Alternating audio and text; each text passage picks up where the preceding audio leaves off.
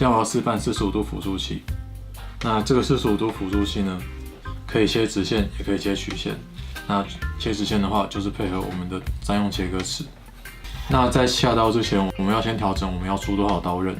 那这个45度辅助器是可以控制下刀深度的，所以如果我们要切穿的话，我们就看刀片要比材料再多伸出一点。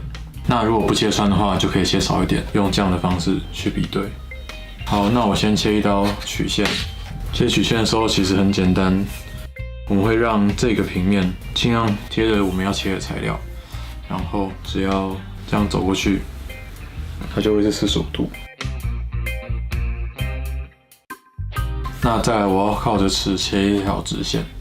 那我们这个45度辅助器跟90度辅助器一样，它是不需要不锈钢切割条的，因为它其实是靠这个边缘在对着尺，那刀片比较不会伤到尺这样子。